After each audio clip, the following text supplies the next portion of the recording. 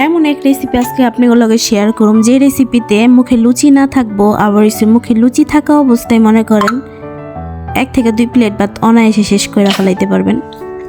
তেলে বয়ে রেসিপিকে আহেন, রেসিপিতে জায়গা। আসসালামু আলাইকুম, সবাই কেমন আছেন? প্রথমে আমি তেল গরম করে লইছি, তারপরে রসুন কুচি আর পেঁয়াজ কুচি দিয়ে দিছি। আর চেষ্টা করবেন পেঁয়াজটা একটু মিহিন করে কুটার লেগে আর কি।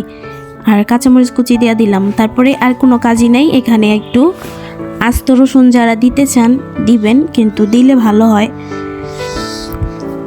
মাখায় খাইতে ভালো লাগে, স্বাদটা ভালো আসে আর কি। আর কিছুই নাই, যে ভাজতে হইব আর কি। কালারটা চেঞ্জ হইলে আমি এখানে শুটকি দিয়ে দেবো। শুটকি ধুইয়া ভালো করে ধুইয়া তারপরে রেখে দিছিলাম, এখন আমি এটার মধ্যে দিয়ে দিলাম। তারপর অল্প পরিমাণে মশলা কষানোর লেগে পানি দিব।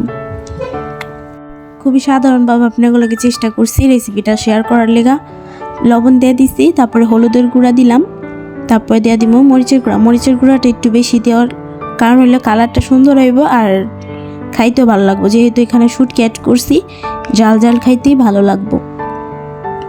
আর কিছুই না, এই যে মশলা পানি দিয়ে মশলাটা 2-3 বার কষায় নিলেই হয়ে যাব।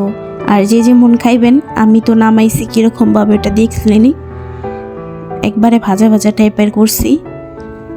একবার হইলো বাসায় ট্রাই করে দেখবেন, অনেক মজা হয় খাইতে।